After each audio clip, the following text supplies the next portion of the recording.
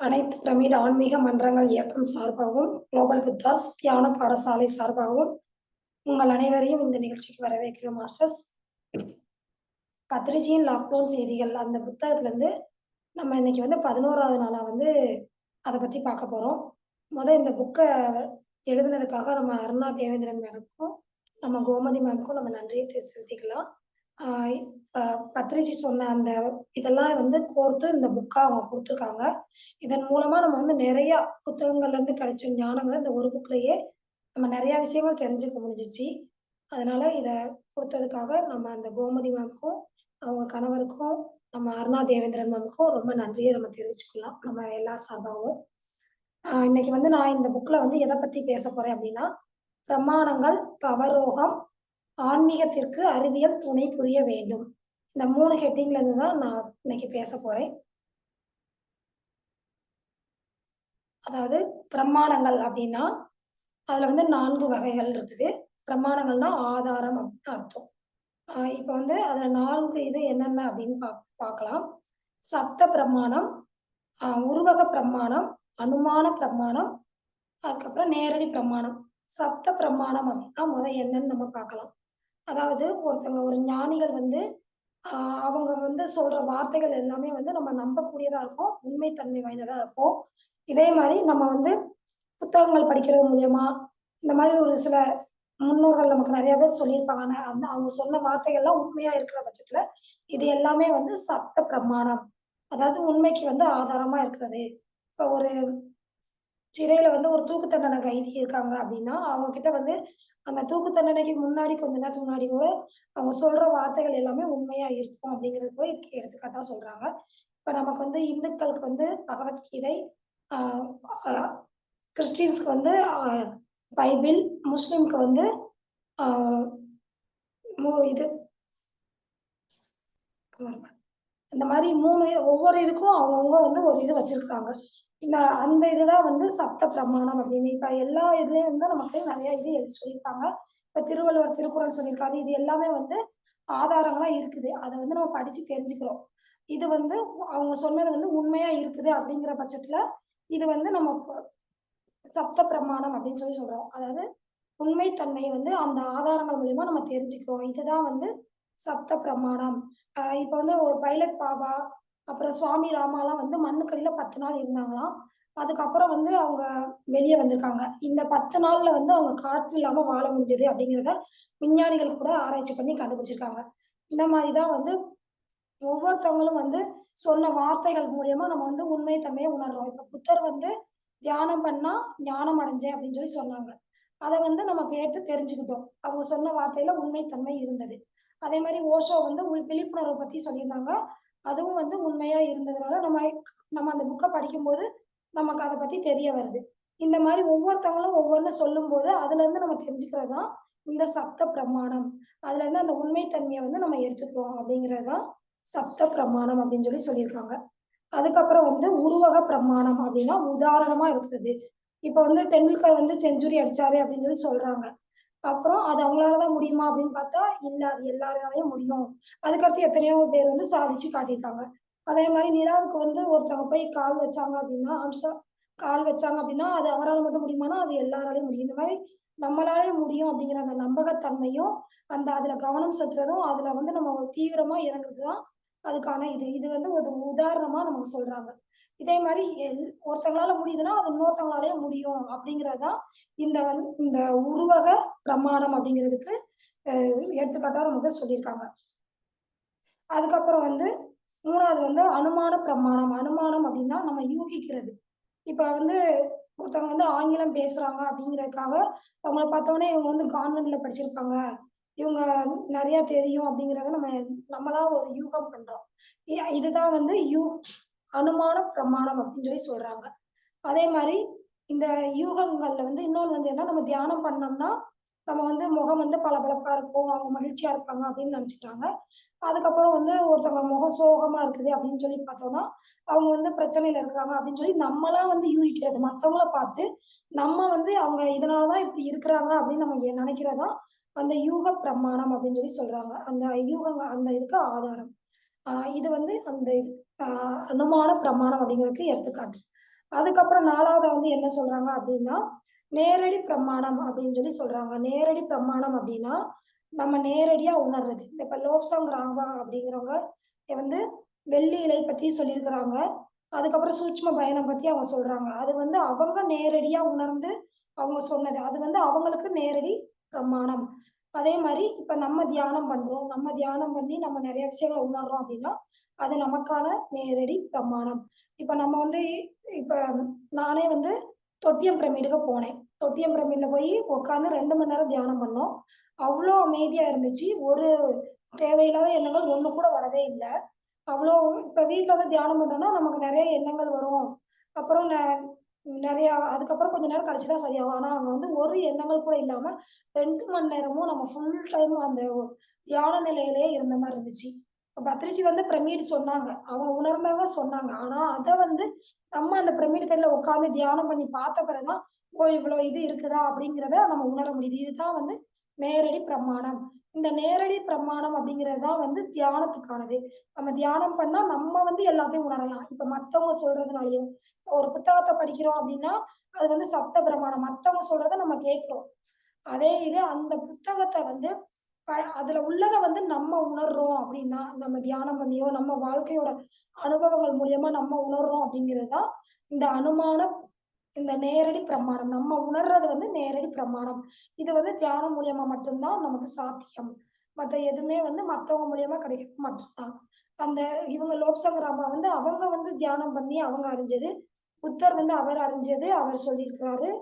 தியானத்த பத்தி. அதே மாரி பத்ரிஜி வந்து நமக்கு சொல்லியிருக்காங்கன்னா, அது அவர் உணர்ந்தத அவர் சொல்றாரு. புத்தகம் படிங்க, சத்சங்கம் கேளுங்க, அனுபவத்த பகிர்ந்துக்கோங்க, தியானம் பண்ணுங்க அப்படின்னு பத்ரிஜி சொன்னாங்க. பத்ரி சொன்னாங்கன்னா, அது அவரோட அனுபவத்துல அவர் உணர்ந்தது, அவரோட நேரடி பிரமாணத்த சொன்னாரு. ஆனா, அத வந்து நம்ம பயன்படுத்தி, நம்ம இது பண்றது தான் நமக்கானது. அதனால அத வந்து நம்ம வந்து உணரணும். அதுதான் இந்த நேரடி பிரமாணம் அப்படிங்கிறது. இந்த 4 பிரமாணங்கள நம்ம கடைபிடிக்கும்போது, கடைசியா இருக்கிற அந்த நேரடி பிரமாணம், அந்த தியானம் இத இது பண்ணா மட்டும் தான், நம்ம வந்து அந்த நிலைய அடைய முடியும். அதுதான் வந்து நமக்கு முக்கியமான ஒண்ணு அப்படின்னு சொல்லியிருக்காங்க.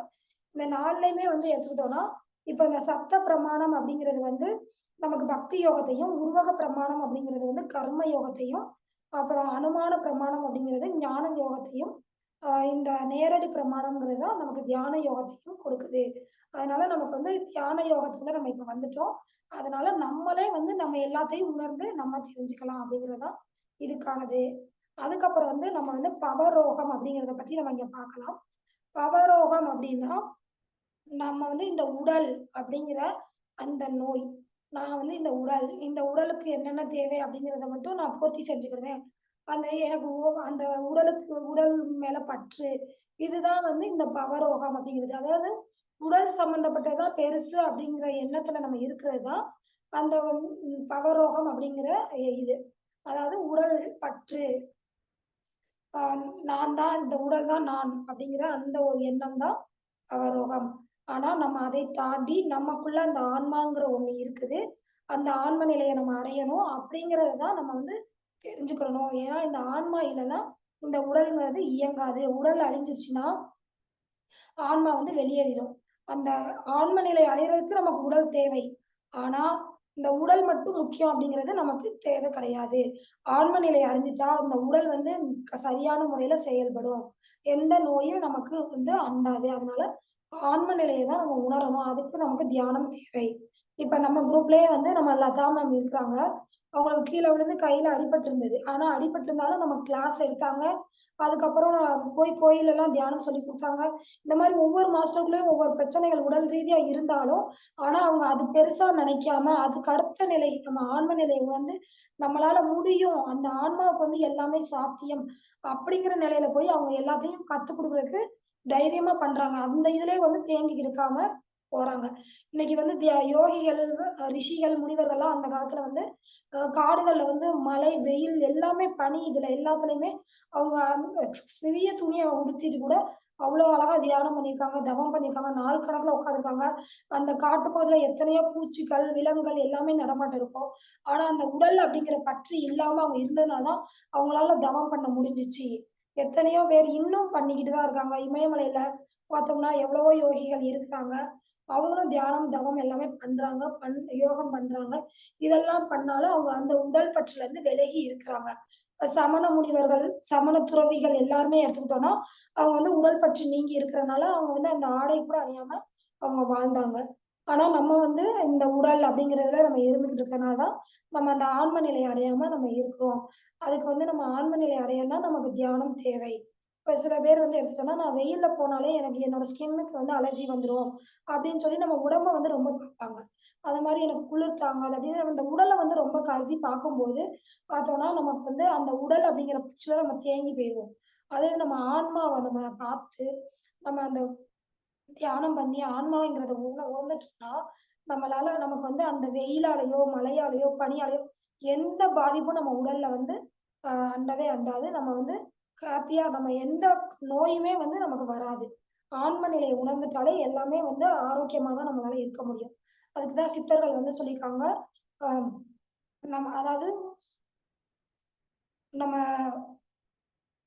கா பற்று இல்லாம உடல் பற்று இல்லனாலே, நம்ம நரை, திரை மாறும் அப்படின்னு கூட சொல்லியிருக்காங்க. முடி நரைக்காதுங்கிறாங்க. திரை கண் பார்வை கூட தெளிவா தெரியும்னு தான் நமக்கு சொல்லியிருக்காங்க. அதனால வந்து நம்ம ஆன்மா அப்படிங்கிறத நம்ம உணரணும். அதுக்கு தியானம் தான் நமக்கு முக்கியம். அதையும் நம்ம இதுல புரிஞ்சுக்கலாம். இதுக்கு வந்து நம்ம ஒரு சித்தர் பாடல் மட்டும் நம்ம பார்க்கலாம் சின்னதா. அதாவது ஆன்மாவால் ஆடிடும் ஆட்டம், தேகத்து ஆன்மா அற்றபோதே, ஆமுடல் வாட்டம், வான்கதி மீதிலே நாட்டம், நாளும் வையில் உனக்கு வருமே கொண்டாட்டம். அதாவது கடுவெளி சித்தர் அப்படிங்கிறவங்க வந்து இந்த பாடல் வந்து சொல்லியிருக்காங்க. உலகில் ஆன்மாவால் தான் உடல் இயங்குகிறது. ஆன்மா பிரிந்தவுடன் உடல் பிணமாகிறது. எனவே இந்த வாழ்நாளில் மனிதன் உயிரின் உண்மைத்தன்மையையும், ஆன்மாவின் பயணத்தையும் அறிந்து கொள்வது அவசியம். நம்ம வந்து பிறர வந்து திட்டும்போதோ, பிறர் மேல பழி பாவங்கள சுமத்தும்போதோ, நமக்கு வந்து மகிழ்ச்சி கிடைக்கும். ஆனா, அது வந்து நிரந்தரமானது கிடையாது. அது வந்து போலியான மகிழ்ச்சியே ஆகும். நம்ம இந்த உலகுல வந்து மனிதன் வந்து அனுபவிக்கும் மகிழ்ச்சிகள் அனைத்துமே வந்து தற்காலிகமானது தான். அந்த உலக வாழ்க்கையில. நம்ம பணம், பொருள், பெயர், புகழ் இந்த மாரி எல்லாமே வந்து தற்காலிகமானது தான். நம்ம வந்து ஆன்மா அப்படிங்கிறத உணர்றது மட்டும் தான் இந்த இதுல வந்து நிரந்தரமான மகிழ்ச்சி அப்படிங்கிறதையும் சொல்லியிருக்காங்க. அதனால இந்த பவரோகம் அப்படிங்கிறது வந்து என்ன அப்படின்னு பார்த்தோம்னா, நம்ம உடல் இல்லை, நான் ஆன்மா அப்படிங்கிறத உணரணும். இந்த உடல் பற்று அப்படிங்கிறது தான் பவரோகம். அந்த பற்றுலருந்து நம்ம வெளிவரணும். அதுக்கு வந்து நம்ம தியானம் பண்ணணும் அப்படிங்கிறத நம்ம புரிஞ்சுக்கிடணும். அதுக்கப்புறம் நம்ம பார்த்தோம்னா, ஆன்மாவிற்கு அறிவியல் வந்து துணை புரிய வேண்டும் அப்படிங்கிறத பத்தி நம்ம பார்க்கலாம். நம்ம மனிதர்கள் வந்து ஒரு படி உயரணும் அப்படின்னு நம்ம எடுத்துக்கிட்டோம்னா, அதுக்கு வந்து ஏதாவது ஒரு குழப்பம் வரணும். இப்ப இன்னைக்கு நம்ம வீட்லயே ஏதாவது ஒரு பிரச்சனை வருதுன்னா, அதுக்கப்புறம் நம்ம மூளை வந்து அதிகமா சிந்திக்க ஆரம்பிக்கும். இதுலருந்து எப்படி வெளிவருது அப்படிங்கிறது நம்ம வந்து அதுக்கப்புறம் நம்ம வந்து சரியான பாதைக்குள்ள போவோம். அதே மாரி தான் இந்த உலகம் வந்து சரியான பாதைக்குள்ள போகணும்னா, அதுக்கு வந்து பிரச்சனைகள், குழப்பங்கள் ஏதாவது வரும். இப்ப சுனாமியோ, கொரோனாவோ இந்த மாரி ஏதோ ஒண்ணு வருது அப்படிங்கிறதுக்காக நம்ம வந்து அந்த கொரோனாவையோ, இந்த இது இயற்கை சீற்றங்களையோ நம்ம திட்டுறதுனால இங்க ஒண்ணும் நடக்க போறதில்ல. இது எல்லாமே வந்து எதுக்காக அப்படின்னா, இந்த உலகத்துல மாற்றங்கள் ஏற்படுத்துவதற்கும், மனிதர்கள் வந்து தன்னை தானே மேம்படுத்திக் கொள்வதற்கும் தான் இந்த இயற்கை வந்து அ அ அவங்கள இயற்கைய வந்து சமநிலைப்படுத்துறதுக்காக இந்த கொரோனா அப்படிங்கிறது வருது. அப்ப அதன் மூலமா நமக்கு என்ன நடக்குது அப்படின்னு பார்த்தோம்னா, இப்ப கொரோனா வந்த காலத்துல வந்து மக்கள் எல்லாருமே ஒற்றுமையா வாழ்ந்தாங்க. அவங்க ரிலேட்டிவ்ஸோட உட்கார்ந்து பேச, வைக்க அந்த உலகத்துல வந்து இதெல்லாம் வந்து பொய். இந்த உடல் ரீதியா நடக்கிற அந்த இதெல்லாமே பொய்ங்கிறத உணர்ந்தாங்க. நம்ம வந்து இந்த மரணம்ங்கிறது வந்து எவ்வளோ இதானது. அப்ப அதுக்கு நம்ம என்ன பண்ணணும் அப்படிங்கிறத உணர்ந்து தான் தியானத்துக்குள்ள நெறைய மக்கள் வந்தாங்க. இப்ப பிஎஸ்எஸ்எம் தவிர்த்து மத்த நெறைய இதுக்குள்ளயும் நெறைய மக்கள் போயிருக்காங்க. இந்த கொரோனா நேரங்கள்ல நெறைய ஆன்மீகம் வந்து பரவியது. மக்கள் வந்து இருந்த இடத்துல இருந்து எவ்வளவோ தியானம் கத்துக்கிட்டாங்க. நெறைய விஷயங்கள் அது மூலமா கத்துக்கிட்டாங்க. இதுல வந்து ஒற்றுமையா வாழ்றதுக்கு அவங்க இது பண்ணாங்க. அசைவ உணவ தவிர்த்தாங்க. எ இயற்கைக்கு சீர்கேடு விளைவிக்காம, ஏன்னா பணம் இல்லங்கும்போது இல்லாம வாழ்றதுக்கான வழிமுறைகளும் அப்ப கிடைச்சுச்சு. இருக்கிறத வச்சு வாழ முடியும் அப்படிங்கிறத வச்சு அவங்க உணர்ந்தாங்க. ரொம்ப ஓடவும் செய்யல. அதிகமா ஓட்டங்கள் குறைஞ்சது. இப்ப வந்து எடுத்துக்கிட்டோம்னா நம்ம வந்து எல்லாரும் காலையில எந்திரிச்சோமா, வேகமா வேலைய பார்த்தாங்களா, வேலை, வேலை, வேலை அப்படின்னு அந்த இதுக்கு ஓடுனாங்க. அதே அந்த கொரோனா நேரங்கள்ல அமைதியா உட்கார்ந்து ஒரு இடத்துல சிந்திக்க ஆரம்பிச்சாங்க. எத்தனையோ நன்மைகள் நடந்துச்சு. இதுக்கு எல்லாமே காரணம் வந்து நம்ம வந்து தூங்கிக்கிட்டு இருக்கிறவங்கள எழுப்புறதுக்காக நம்ம கண்கள்ல தண்ணீர் தெளிச்ச மாரி தான் அந்த கொரோனாவா இருந்தாலும் சரி, சுனாமி எத்தனையோ இயற்கை சீற்றங்கள் வர்றது எல்லாமே வந்து நம்ம வந்து விழிக்கிறதுக்கான ஒரு இதுதான். அத வந்து நம்ம புரிஞ்சுக்கணும். இதுக்கு வந்து அ அறிவியல் வந்து நமக்கு துணை புரியணும். அந்த ஆன்மாங்கிறத உணரணும். ஆன்மீகத்துக்கு வந்து அறிவியல் வந்து துணை புரியணும். அது வந்து முரண்பாடா வந்து இருக்கவே கூடாது அப்படிங்கிறதையும் இங்க சொல்றாங்க. ஏன்னா, இப்ப வந்து தியானம் பண்றோம். தியானம் பண்ணா நமக்கு வந்து அ சூட்சும உடல் பயணம் நடக்கும். எத்தனையோ விஷயங்கள் நம்ம டெலிபதி இதெல்லாமே இருக்குது. இதெல்லாமே நம்ம தியானம் பண்ணி உணரணும். இததான் அறிவியல்லயும் நமக்கு சொல்லியிருக்காங்க. இன்னைக்கு ஃபோன் கண்டுபிடிக்கிறாங்கன்னா, இத தியானம் பண்ணியே எத்தனையோ பேர் நம்ம வந்து ஒருத்தவங்கள பத்தி நெனச்சோம்னா, அவங்கள நம்ம சந்திக்கிற அளவுக்கு இருந்திருக்காங்க, அந்த காலத்துல.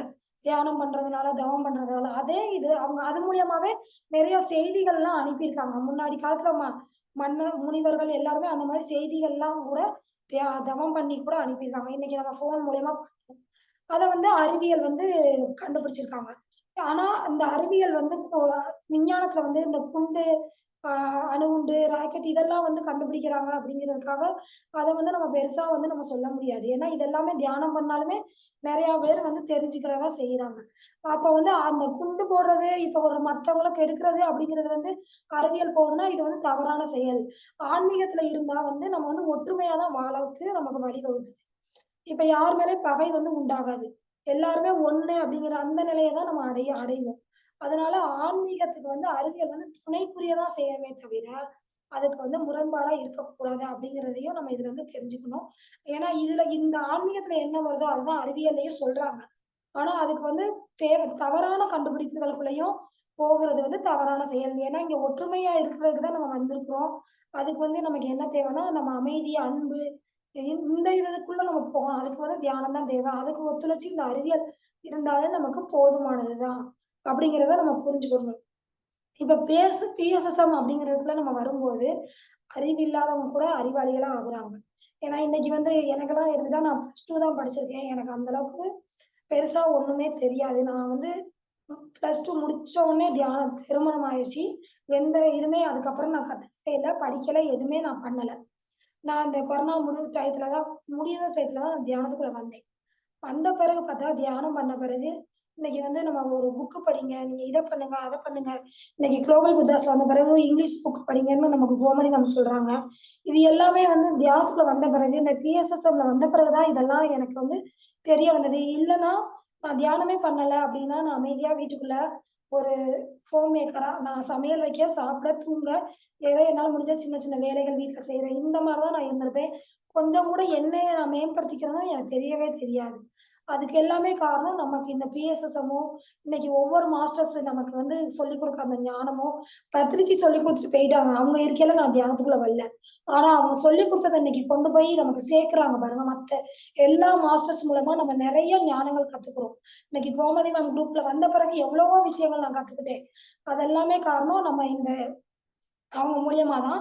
அதுக்கப்புறம் நமக்கு வந்து இப்ப இன்னைக்கு உட்கார்ந்து இந்த கிளாஸ் எடுக்கிறதுக்கு நம்ம இவங்க கிட்ட பேசணும், அவங்க கிட்ட பேசணும் அப்படிங்கிறதெல்லாம் வந்து மதிவதனி மேம் வந்து இப்படி பண்ணுங்க, அப்படி பண்ணுங்கன்னு அவங்க சொல்லிக் குடுத்தது. இப்படி ஒவ்வொருத்தவங்க மூலியமாவும் ஒவ்வொருத்தவங்களும் நம்ம ஒவ்வொண்ணா கத்துக்கிட்டு, இன்னைக்கு நம்ம ஓரளவுக்காவது தெரிஞ்சிருக்கோம். இந்த பேசுறதுக்காவது ஒரு துணிச்சலோட வந்திருக்கோம். இல்லன்னா வீட்டுக்குள்ள அமைதியா பக்கத்து வீட்டுக்காரங்கட்ட பேச கூட பயமா இருக்கும்.